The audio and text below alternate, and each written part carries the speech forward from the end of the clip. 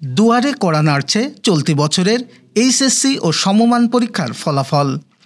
16 October বৃহস্পতিবার অবসান ঘটবে অপেক্ষার প্রহর গোনার। এই দিন সকাল 10টায় সবকটি শিক্ষা বোর্ড একযোগে এইচএসসি ও সমমান পরীক্ষার ফল প্রকাশ করবে।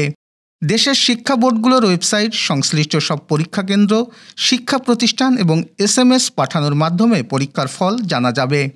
তবে যশোর মাধ্যমিক ও উচ্চ মাধ্যমিক শিক্ষা বোর্ডের উদ্ভাবনী উদ্যোগের জন্য স্বয়ংক্রিয়ভাবে খুলনা বিভাগের 10 জেলার 1,16,808 জন শিক্ষার্থীর মোবাইল ফোনে SMS চলে যাবে পরীক্ষার ফল। পরীক্ষার ফর্ম পূরণের সময় শিক্ষার্থী যে মোবাইল নাম্বার দিয়ে রেজিস্ট্রেশন করেছিল সেই নাম্বারেই অটোমেশনের মাধ্যমে ফলাফল পাঠাবে যশোর শিক্ষা বোর্ড। সুসংবাদ যে অন্য অনেক বোর্ডে তারা এই বাচ্চারা বিশেষ করে ওই সময় ফলাফল প্রকাশ হলে সার্ভার অনেক ব্যস্ত থাকে, থাকে অনেক সময় মেসেজে ঢুকতে পারে না। এ কারণে যশোর বোর্ড একমাত্রই বিগত SSC পরীক্ষাও কোনো প্রকার মেসেজ ছাড়াই বাসায় বসে তারা বোর্ড থেকে মেসেজ দিয়ে তাদের রেজাল্ট জানানো হয়েছে।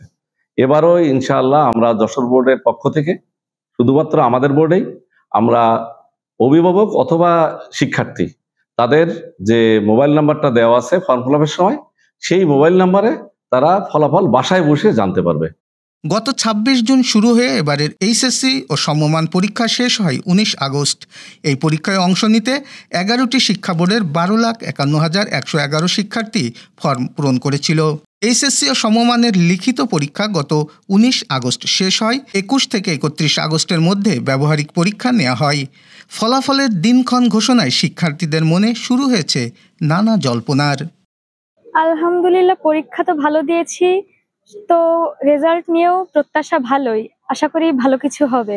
টেনশন তো একটু থাকেই। এবারের পরীক্ষার মূল্যায়ন পদ্ধতির সংস্কারের কারণে পাশের হার কম হতে পারে বলে মনে করছেন শিক্ষা প্রতিষ্ঠান সংশ্লিষ্টরা।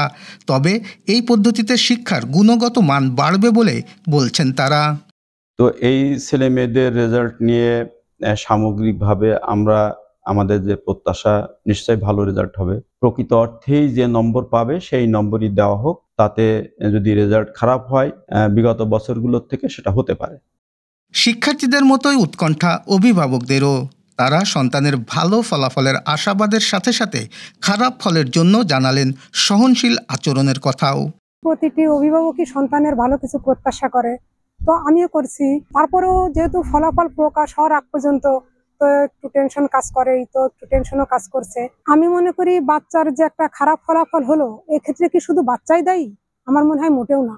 আমি মনে করি যে এই ক্ষেত্রে অভিভাবক হিসেবেও আমাদের ব্যর্থতা আছে, যে আমরা হয়তো তাকে ঠিকভাবে নার্সিং করতে পারিনি। তাহলে আমি যখন দেখবো যে আমার বাচ্চাটা ঠিক মতো তার পড়াশোনা হচ্ছে না, বা আমি যদি সেইটা বুঝে যদি তাকে ঠিক মতো কেয়ার করি, তো তার তো খারাপ করার কথা না। আমরা শুনে থাকি বিভিন্ন পরীক্ষার রেজাল্টের পরে বাচ্চাদের অনাকাঙ্ক্ষিত ঘটনা ঘটে যায়, এটা আমরা অভিভাবক হিসেবে মোটেও প্রত্যাশা করি না।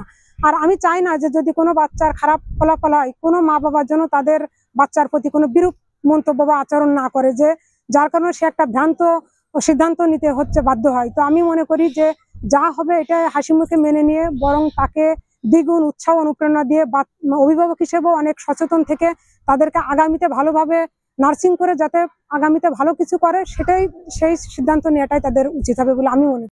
সারা দেশের সাথে একযোগে ফল প্রকাশের সকল প্রস্তুতি সম্পন্ন হয়েছে যশোর মাধ্যমিক ও উচ্চ মাধ্যমিক শিক্ষা বোর্ডের।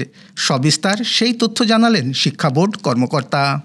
রেজাল্ট যশোর শিক্ষা বোর্ডের আমাদের যে হল রুমটা আছে ওখানেই প্রকাশ করবেন।